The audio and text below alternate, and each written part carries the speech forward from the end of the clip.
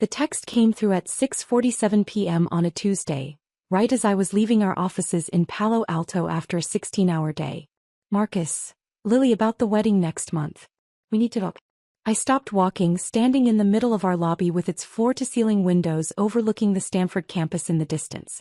My CTO, Raj, was beside me discussing the latest algorithm improvements. Give me a second, I told him, opening the full message. Marcus, Emma and I have been talking about the guest list. Her colleagues from the Times are coming, along with some pretty high-profile journalists. She won a Pulitzer, Lily. This is a big deal for her career. You work in tech support or IT or whatever. It's just not the same level. We think it would be better if you skipped the wedding. Less awkward for everyone. We'll do dinner when we get back from the honeymoon. I read it twice. Then a third time. Raj noticed my expression. Everything okay? My brother just uninvited me from his wedding. What? Why? Because his fiancée is too important to be seen with someone who works in tech support or IT or whatever. Raj's eyes widened. Does he not know you're the CEO of a $2.1 billion company? Apparently not. I'd founded Neural Systems 6 years ago, right out of Stanford's PhD program in artificial intelligence. We developed breakthrough natural language processing algorithms that powered everything from medical diagnostics to legal research. We had 340 employees, offices in 5 countries, and had just closed our Series D funding round at a $2.1 billion valuation. Forbes had called me 3 weeks ago. They wanted to interview me for their 30 under 30 list in the technology category. The interview was scheduled for next week. My brother Marcus, 2 years older than me, was a marketing director at a mid-sized pharmaceutical company in New York. He made good money, had a nice apartment in Brooklyn, and was engaged to Emma Chin, an investigative journalist for the New York Times who'd won a Pulitzer Prize last year for her series on housing discrimination. I'd met Emma exactly twice. Once at their engagement party 8 months ago, where she'd been charming but distracted, already fielding calls from her editor. Once at a family dinner where she'd spent most of the meal on her phone fact-checking sources for a story. Both times when Marcus introduced me he'd said, "This is my little sister Lily. She works in tech." That was it. Just works in tech. He'd never asked what I did specifically. Never visited my office. Never looked at Neural Systems' website. Never bothered to Google me. To be fair, I'd never corrected him. When I'd first started the company, I told the family I was working on a startup. When we got our first major client, I'd said, the company is doing well. When we raised our Series A, I'd mentioned we'd gotten funding. But I'd never sat Marcus down and said, I'm the CEO and founder of a rapidly growing AI company. Why would I? He'd never asked. I typed a response to his text. Me understood. Congratulations on the wedding. Nothing else. No explanation. No argument. Just acknowledgement. Marcus didn't respond. Raj was still looking at me with concern. Are you okay? Yeah. I pocketed my phone. What were you saying about the algorithm improvements? We talked about work for another 20 minutes, then I drove home to my apartment in Mountain View. It was small. 1 bedroom, nothing fancy. I'd bought it when the company was still struggling and I'd never bothered to upgrade. Most of my money was reinvested in Neural Systems or sitting in investments I barely paid attention to. That night I lay in bed thinking about Marcus. About how he'd always been the golden child. Popular, athletic, conventionally successful. I'd been the weird one. Obsessed with computers, more comfortable with code than people, always buried in research papers. Our parents had loved us both, but they'd understood Marcus better. When he'd gotten into Columbia for undergrad, they'd thrown a huge party. When I'd gotten into Stanford's PhD program with a full fellowship, they'd said, "That's nice, honey, but when will you be done with school?" They'd come to Marcus's college graduation. They'd missed my PhD defense because it conflicted with Marcus's company's annual retreat where he was receiving an award for marketing excellence. I'd stopped expecting them to prioritize me a long time ago. But being uninvited from my brother's wedding because I wasn't accomplished enough? That was new. The Forbes interview was scheduled for the following Tuesday at 10 a.m. They were sending Emma Chin to conduct it. I didn't realize this until Monday afternoon when my assistant, Kelly, forwarded me the confirmation email from Forbes. Your interview tomorrow is with Emma Chin from the New York Times, Kelly said, poking her head into my office. She won a Pulitzer last year. This is a big deal. My stomach dropped. Emma-chan, are you sure? Yes, as right here. She's doing a series of profiles for Forbes on young tech leaders. You're one of 6 people she's interviewing. Kelly smiled. You should be excited. This is going to be huge for the company. I stared at the email. Emma-chan. My brother's fiancée, who thought I worked in IT support. I should have canceled. Made up an excuse. Rescheduled. But something in me, pride maybe, or stubbornness, or just exhaustion with being invisible, made me leave it. I wanted to see her face when she realized. Tuesday morning arrived cold and bright. I dressed carefully in what I thought of as my CEO uniform. Tailored black pants, a silk blouse, a structured blazer. I wore my Stanford PhD ring and simple diamond studs my grandmother had given me. I looked successful. Professional. Like someone who ran a $2.1 billion company. Emma arrived at 9:58 a.m. Kelly escorted her to our main conference room on the 3rd floor. Through the glass walls, I watched Emma set up her recording equipment, arrange her notes, check her phone. She looked polished in a way I'd never quite mastered. Perfect hair, designer dress, expensive bag. She looked like someone who'd won a Pulitzer Prize. Someone important enough that my brother would uninvite his own sister from his wedding to avoid embarrassing her. At exactly 10 a.m., Kelly knocked on my office door. Miss Parker, Miss Chin is ready for you. I stood, grabbed my tablet with notes about Neural Systems' recent achievements, and walked to the conference room. Emma looked up as I entered, her professional smile in place. Miss Parker, thank you so much for making time. I'm Emma Chin from... She stopped mid-sentence. Her smile froze. Her eyes went wide. Lily. Hello, Emma. What are you? Why are you? She looked at her notes, at me, back at her notes. I'm here to interview Lily Parker, CEO of Neural Systems. That's me. But you're Marcus's sister. Marcus's sister Lily, who works in tech support. I work in tech, I corrected gently. I never said tech support. That was Marcus's assumption. Emma sat down slowly, her polished composure cracking. You're the CEO. You're Lily Parker, the Lily Parker who founded Neural Systems. Yes. The company valued at $2.1 billion. As of our Series D close, yes. The company that Forbes called the most innovative AI startup in Silicon Valley. They were very generous with that assessment. Emma just stared at me. Then she looked at her notes again as if they might have changed. My producer gave me your bio. You have a PhD in AI from Stanford. You published 12 papers before you were 25. You hold 17 patents.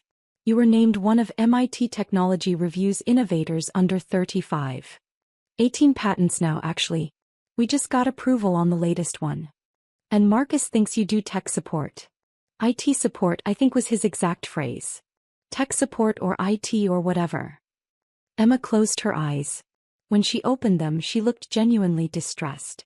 Oh my God. When he uninvited you from the wedding, he said, she stopped.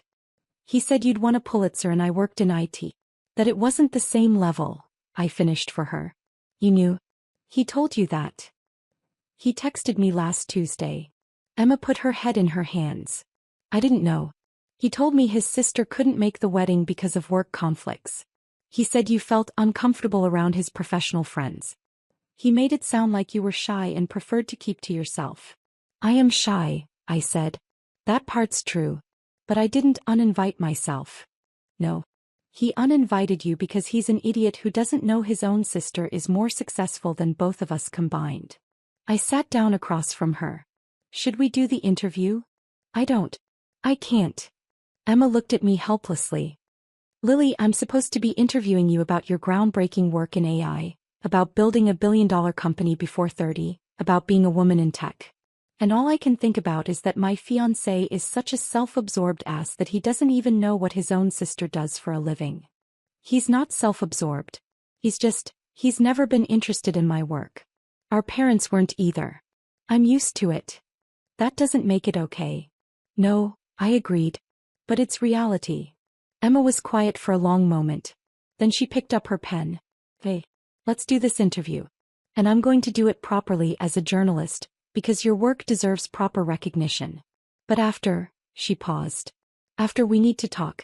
Not as journalist and subject. As people. Okay. For the next 90 minutes, Emma was completely professional. She asked thoughtful questions about neural systems technology, about the challenges of raising venture capital as a young woman, about my vision for AI's role in healthcare and education.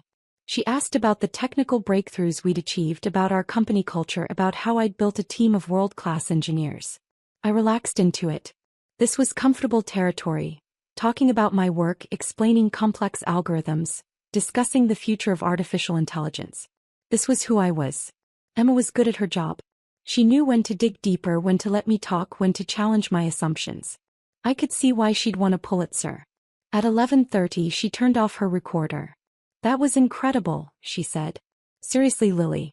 What you're building is going to change how people interact with information. The medical diagnosis application alone could save thousands of lives. That's the goal. And you did this all by the time you were 29. I had a lot of help. My team is exceptional." Emma packed up her equipment slowly. "Can I ask you something personal?" "Sure. Why didn't you ever tell Marcus? Or your family? Why did you let them think you were just doing normal tech work?" I thought about how to answer. I told them I founded a company. I told them when we got major clients, when we raced funding rounds. But they never asked follow-up questions. They never wanted details. And I got tired of trying to explain myself to people who weren't interested in listening. "But Marcus is your brother. Which makes it worse in some ways. If a stranger doesn't care about my work, fine. But your own family." I shrugged. "After a while you just stop trying." "I'm so sorry," Emma said quietly. "And I'm sorry I'm part of this. That my career was used as an excuse to exclude you. You didn't do anything wrong. I'm marrying someone who did, though. That makes me complicit." She stood gathering her things. "I need to call Marcus. I need to understand how this happened. How he could be so blind to his own sister's achievements." "Emma, you don't have to." "Yes, I do. Lily, I'm an investigative journalist. I dig into corruption, expose injustice, hold powerful people accountable. I can't do that professionally and then ignore this kind of casual cruelty in my personal life." He picked up her bag. "Thank you for the interview. The article will run next week. And I'm sorry for all of it." She left. I sat in the conference room for a few minutes, looking out at the Palo Alto skyline. My phone buzzed. Raj asking about a technical decision we needed to make. Kelly confirming tomorrow's board meeting. A venture capitalist requesting a meeting about potential Series E funding. My real life. The one Marcus knew nothing about. The call came at 3:47 p.m. "Marcus." I let it ring through to voicemail. Then listened to the message. "Lily, what the fuck? Emma just called me. She's furious. She said you're the CEO of some billion-dollar company? That can't be right. She must have misunderstood. Call me back. We need to talk about this." I deleted the message without responding. He called again at 4:15 p.m. Again at 5:30 p.m. At 6 p.m. he texted. "Marcus, Emma is saying the wedding is off. She won't tell me why. Did you say something to her? What happened at that interview?" Me, I answered her questions about neural systems. So, "Marcus, what's neural systems?" I stared at that text for a long time. What's neural systems? The company I'd spent 6 years building. The company I'd mentioned probably 50 times in family conversations. The company I'd poured my entire adult life into. And he didn't even know its name. Me, it's the company I founded and run. The one Emma interviewed me about for Forbes. "Marcus, you run a company? Since when?" Me, "Since 2018. "Marcus, you never told me that." Me, "I told you I started a company in 2018. I told you when we got our first major client in 2019. I told you when we raised series of funding in 2020. I told you when we hit profitability in 2021. I told you when we raised Series B in 2022. You never asked for details." 3 dots appeared, disappeared, appeared again. Finally. "Marcus, I thought you meant like a small consulting thing. A side project. A real company. With 340 employees. And $2.1 billion valuation." "Marcus, what?" "Yeah, I have to go. Board meeting prep." I turned off my phone. The Forbes article ran the following Monday. The headline read, "At 29, Lily Parker built an AI empire that's changing healthcare forever." The article was beautiful. Emma had captured not just the technical achievements but the vision behind neural systems, using artificial intelligence to make expert knowledge accessible to everyone, democratizing information that had previously been locked away in specialist silos.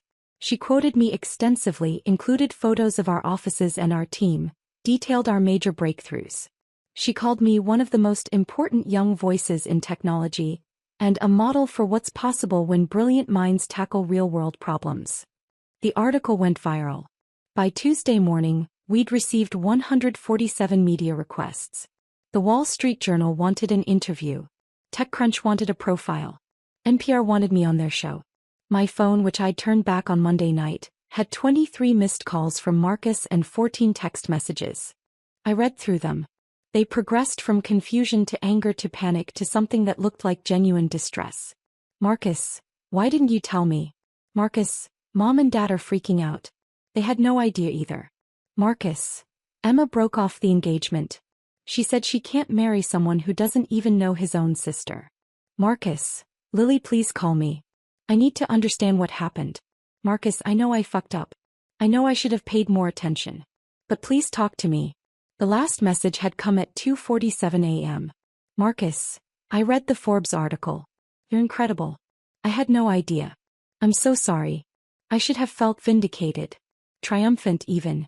My brother, who'd dismissed me, who'd uninvited me from his wedding, was finally seeing what he'd missed. Dad, I just felt tired. I called him Tuesday afternoon, during a break between meetings. Lily.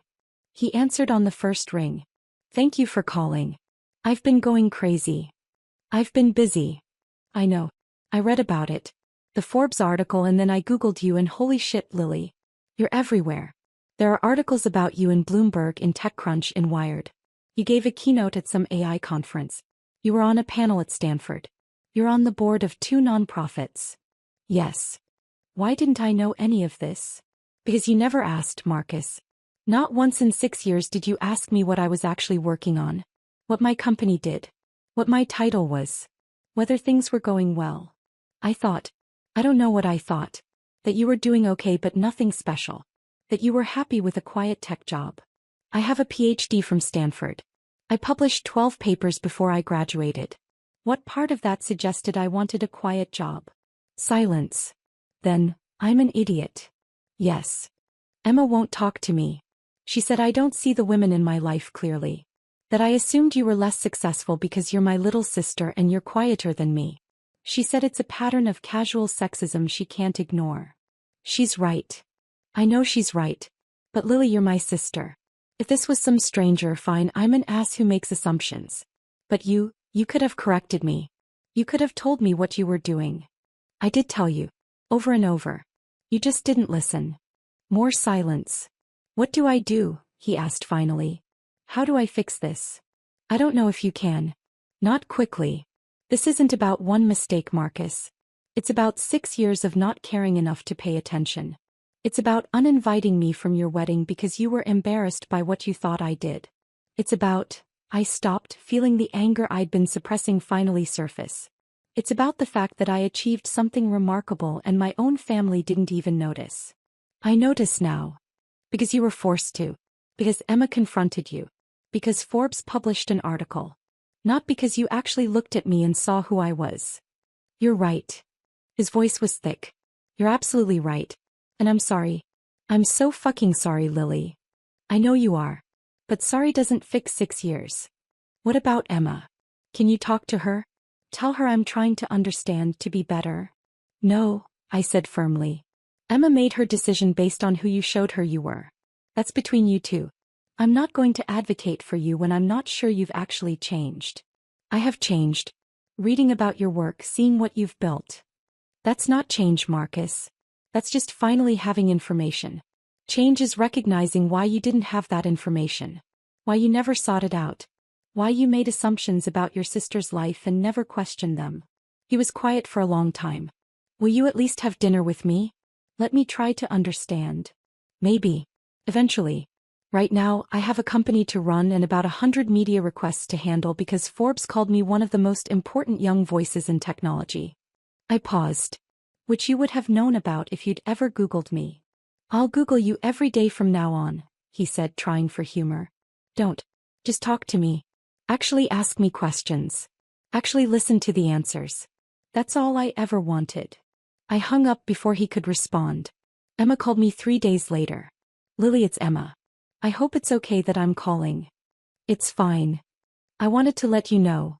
I'm not getting back together with Marcus. I've broken off the engagement permanently. I'm sorry, I said and meant it. Don't be. You were right. This wasn't about one incident. It was about a pattern of not seeing. Not seeing you, not seeing women's accomplishments, not seeing his own privilege. She paused. I spent 2 days going through his social media, his conversations, the way he talks about people. He posts constantly about his own career achievements. He never mentioned you once. Not even to say, my sister works in tech. You were invisible to him. I know. That's not love. That's not even basic respect. I can't build a life with someone like that. I understand. Thank you, by the way. For doing the interview despite everything. For being professional. For sharing your incredible work with me. You're good at what you do, I said. The article was fair and thorough. I tried. I wanted people to see you the way I saw you in that conference room. Brilliant, driven, changing the world. Not the way Marcus sees you or saw you. As an afterthought. After we hung up, I thought about that word. Afterthought. That's what I'd been to my family. The smart one who did computer stuff. The quiet one who didn't need much attention. The one who was fine so they could focus on Marcus and his more legible achievements. I'd built a $2.1 billion company and I was still an afterthought. The rest of the week was chaos. The Forbes article had opened floodgates. We had investors calling about Series E funding. Universities wanted me to speak. Other companies wanted to discuss partnerships or acquisitions. On Friday, I gave a presentation at a major AI conference in San Francisco. 2,000 people in attendance. I talked about Neural Systems' medical diagnostic tool, about how our algorithms could analyze patient symptoms and medical histories to suggest diagnoses that human doctors might miss. It was the biggest audience I'd ever presented to. I was terrified. But I stood on that stage and I talked about my work and people listened. Really listened. They asked smart questions. They challenged my assumptions. They wanted to collaborate to build on what we'd created. Afterward, a woman approached me in the lobby. Mid-40s, kind face, professorial demeanor. Dr. Parker, I'm Sandra Liu. I'm a professor at UCSF Medical School. I've been following your work for 2 years. That diagnostic tool you've developed could revolutionize how we train medical students. Would you be open to discussing a research partnership? Absolutely, I said. We talked for 20 minutes about applications in medical education, about how AI could supplement human judgment rather than replace it, about the ethical considerations of automated diagnosis.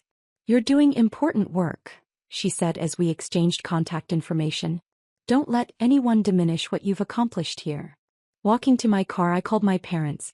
They answered on the third ring, both of them on speaker.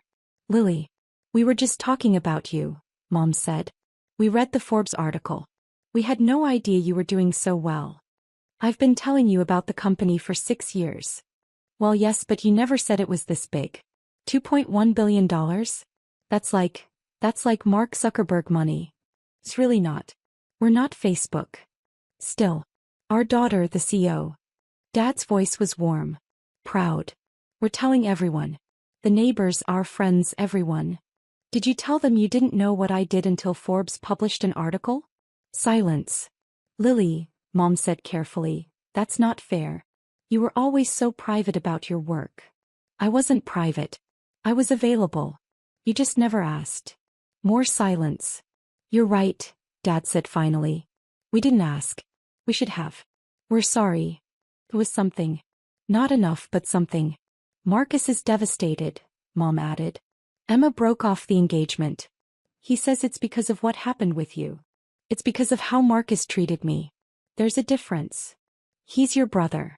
Can't you forgive him? Eventually, maybe. But not until he understands what he did wrong. Not until he actually sees me. We see you, Dad said. We're proud of you. We always have been. You're proud now that Forbes validated me.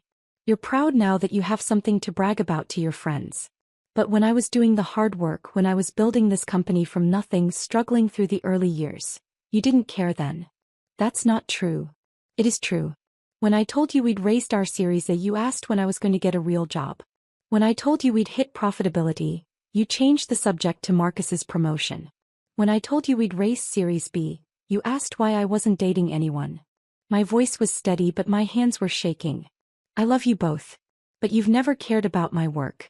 You've cared about whether my work made me acceptable by your standards. And it never did until someone else told you it was important. Lily, please. I have to go. I have a conference call with our Tokyo office. I hung up. That night, alone in my apartment, I let myself cry. Not from sadness exactly. From release. From finally saying the things I'd kept inside for years. From acknowledging the hurt instead of minimizing it. Marcus came to Palo Alto 2 weeks later. He texted first, asking if he could visit. I told him okay, but just for coffee. Nothing more. We met at a cafe near my office. He looked terrible, dark circles under his eyes, his usually neat hair disheveled. He'd lost weight. Thank you for seeing me, he said as we sat down with our drinks. You look awful. I feel awful. I can't sleep. I keep thinking about all the times I could have asked you about your work and didn't. All the times you tried to tell me things and I didn't listen. That's good. You should think about it. He winced. I deserve that. I deserve all of it. He pulled out his phone. I made a list of every time I remember you mentioning your company and I didn't follow up. It's embarrassingly long. I didn't ask to see it. Emma won't take my calls, he continued. I wrote her a letter. Apologizing, explaining that I'm working on myself, that I understand what I did wrong. She sent it back unopened. That's her choice. I know. I thought if you could forgive me, maybe she would too. I haven't forgiven you yet, Marcus. I'm having coffee with you. That's different. He nodded, looking miserable. What do I have to do to earn forgiveness? I don't know. Maybe start by actually understanding what I do. Ask me questions. Real questions. Not because you want me to advocate with Emma, but because you actually care. Okay. He pulled out a notebook. Tell me about neural systems. From the beginning. Everything. So I did. I told him about the idea that sparked in my final year of my PhD, using natural language processing to make expert knowledge accessible. About founding the company with 2 classmates in a rented office space in Mountain View. About the first year when we had no clients and I maxed out my credit cards to keep us afloat. I told him about our first major client, a hospital system that wanted to pilot our diagnostic tool.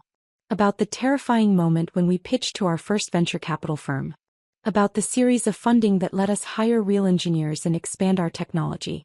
I told him about the hard years, the competing products, the technical setbacks, the employees who left, the investors who doubted us.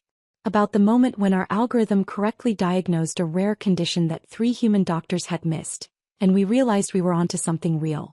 I told him about scaling from 10 employees to 50 to 200. About opening offices in London and Singapore. About the Series C and Series D funding rounds that had valued us at over $2 billion. Marcus listened. He took notes. He asked questions, good questions, thoughtful questions. The medical diagnosis application, he said. You said it saved lives. Can you quantify that? We estimate our tool has contributed to approximately 340 earlier diagnoses of serious conditions over the past 2 years. Earlier diagnosis improves outcomes significantly, so yes, we believe we've saved lives. That's incredible, Lily. You're literally saving people's lives with code. With AI algorithms trained on vast medical datasets, but yes. He was quiet for a moment. I never knew. I never bothered to know. You were doing this, building this, saving lives, changing medicine, and I thought you were doing IT support. You thought what you wanted to think. That I was safe and small and not threatening to your role as the successful sibling. He flinched but didn't argue. You're right. I needed you to be less than me because I'm insecure about my own achievements. You have a PhD from Stanford. You're changing the world. And what am I? A marketing director. Upper middle management at a company I didn't build. There's nothing wrong with that, Marcus. It's good work. Important work. But it's not what you're doing. And instead of being proud of you, being inspired by you, I diminished you. I made you small so I could feel big. Yes, I said simply. We sat in silence for a while. The cafe was busy around us. Other tech workers, students from Stanford, the ambient noise of a Silicon Valley Tuesday afternoon. Can I come to your office? Marcus asked. See where you work. Meet your team. I thought about it. Not yet. Maybe eventually. But right now that space is mine. It's where I'm valued and seen and respected. I'm not ready to bring family complications into it. I understand. Do you? Because I'm not sure you do. My work is where I matter, Marcus. It's where people care about my ideas, where my accomplishments count, where I'm not just someone's little sister. I need to protect that space. From me, he said quietly. From anyone who might make me feel invisible again. Yes, including you. He nodded, his eyes red. I'm sorry. I'm so sorry for making you feel that way. For being that person. I know you are. But sorry is just words. I need to see change. Real, sustained change. Not because you feel guilty, but because you've genuinely understood what you did wrong. I'm trying. I promise I'm trying. We finished our coffee. As we stood to leave, Marcus hesitated. One more question. About your work. What? What's next for neural systems? What's the big goal? I smiled slightly. It was a good question. The kind of question someone who was actually interested would ask. We're working on educational applications. Imagine an AI tutor that can adapt to each student's learning style, that can explain complex concepts in multiple ways until something clicks. Democratizing not just medical knowledge but all knowledge. That could change everything. Especially for kids in underfunded schools. That's the goal. Equity through technology. That's amazing. He paused. Can I follow your work? Read about what you're doing? I promise not to be weird about it or use it as an excuse to contact you constantly. I just want to know. I want to actually see what you're building. Hey, I said. We have a blog where we post about new developments. You can subscribe to that. I will. Thank you. We walked out into the sunlight. Marcus headed toward his rental car. I turned back toward my office. Lily, he called. I turned. I'm proud of you. I should have said it years ago. I should have said it every time you told me about the company. But I'm saying it now. I'm so proud of you. It was what I'd wanted to hear for years. But hearing it now after everything, it felt hollow. Like receiving an award from someone who'd never watched your performance. Thank you, I said. But I don't need you to be proud of me, Marcus. I need you to see me. There's a difference. I walked away. 3 months later, Emma called me again.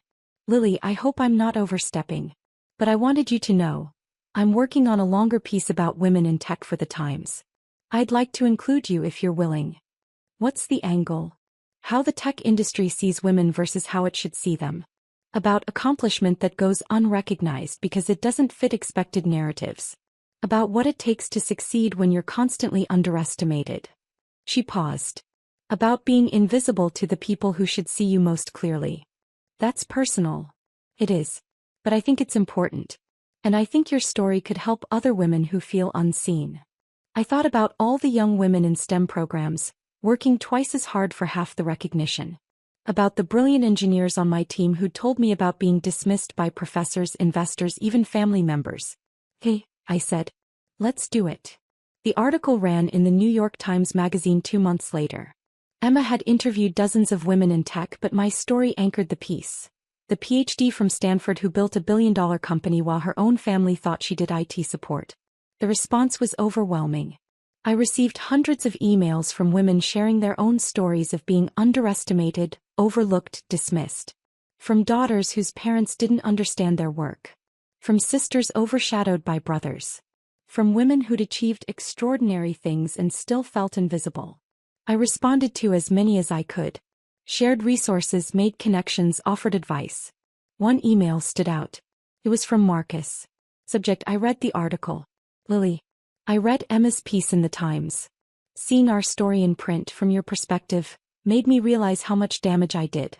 Not just by uninviting you from the wedding, but by years of not seeing you. I've been going to therapy. Working on why I needed you to be less successful than me. Why I made assumptions instead of asking questions. Why I valued conventional achievement over actual accomplishment. It's hard work. I'm not fixed. But I'm trying. I don't expect forgiveness.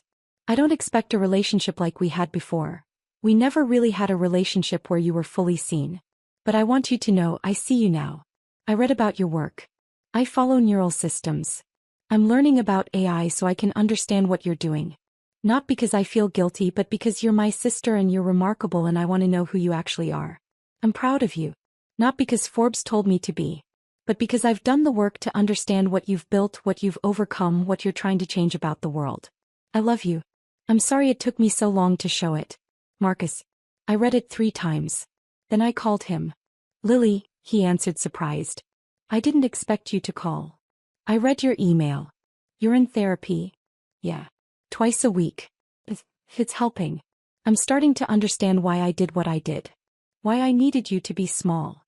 And it was about me, not you. About my own insecurity. About being threatened by your intelligence and achievements instead of celebrating them. About being raised to think success looked a certain way and not being able to see it when it looked different. It was the right answer. The honest answer. I'm having a company event next month, I said. A celebration for reaching 500 employees. You can come if you want. Meet my team. See what we've built. Silence. Then, really? Yes. But Marcus, if you come as my brother who's trying to understand, not as someone who already knows everything. You listen more than you talk. You ask questions. You stay humble. I can do that. I want to do that. Hey. I'll send you the details. Thank you, Lily. Thank you for giving me another chance. Just don't waste it. The company celebration was held at our Palo Alto headquarters. 500 employees, plus partners and families. We'd rented out the entire building, set up a stage for speeches, brought in catering, created an atmosphere of joy and accomplishment. I gave a speech about what we'd built together, about the lives we'd changed, about the future we were creating. About how Neural Systems wasn't just a company, it was a mission to democratize knowledge, to make expertise accessible, to level playing fields that had been tilted for too long. The team cheered. These people knew me, valued me, saw me clearly. Marcus stood in the back watching. I saw him taking it all in, the scale of what we'd built, the diversity of our team, the genuine affection people had for each other and for the work. After my speech, Raj pulled me aside. Your brother's here. I know. I invited him. He's been asking people questions. About you, about the company. Good questions. Respectful questions. Good. Later, Marcus found me near the food tables. This is incredible, he said.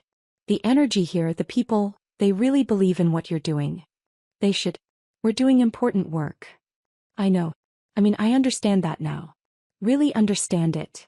He looked around. I talked to your CTO, Raj. He told me about the medical project, about the lives you've saved. He showed me some of the code. I didn't understand most of it, but he walked me through how it works. Lily, it's brilliant. You're brilliant. I've always been brilliant, Marcus. You just never looked. I know. And I'm sorry. I'll keep being sorry for the rest of my life. He paused. But I'm also going to be better. I'm going to be the brother who sees you, who celebrates you, who understands what you're building here. I looked at him, really looked. He was trying. It showed in the thoughtful questions, in the notebook he'd been carrying around, in the way he listened to my employees talk about their work. Keep showing up, I said. Keep trying. Keep asking questions. That's all I need. I will. I promise. Across the room I saw Emma. She'd come as a guest of one of my engineers who she'd interviewed for a follow-up piece. She caught my eye, smiled, raised her glass in acknowledgement. I smiled back. Later that night, after everyone had left, I stood in my office looking out at the Stanford campus in the distance. The university where I'd discovered my passion for AI. Where I'd built the foundation for everything that came after. I'd built a company worth $2.1 billion. I'd saved lives with technology. I'd been recognized by Forbes, the Times, the tech industry at large. But what felt best wasn't the success. It was finally being seen. By my team. By my peers. By journalists like Emma who took the time to understand. And now, slowly, by my family. It wasn't the ending I'd imagined when Marcus uninvited me from his wedding. It wasn't clean or dramatic or perfectly resolved. But it was real. And real was enough. My phone buzzed. A message from Marcus. Marcus, thank you for letting me come tonight. For letting me see who you really are. I won't waste this chance. Good. See you at Sunday dinner at Mom and Dad's? Marcus, I'll be there. And I promise, I'll tell them about your work properly. No more Lily does tech stuff. The real story. Me, they won't understand half of it. Marcus, then I'll help them understand. That's what family does. I smiled and pocketed my phone. That's what family does. When they're really trying. When they're really seeing you. Finally,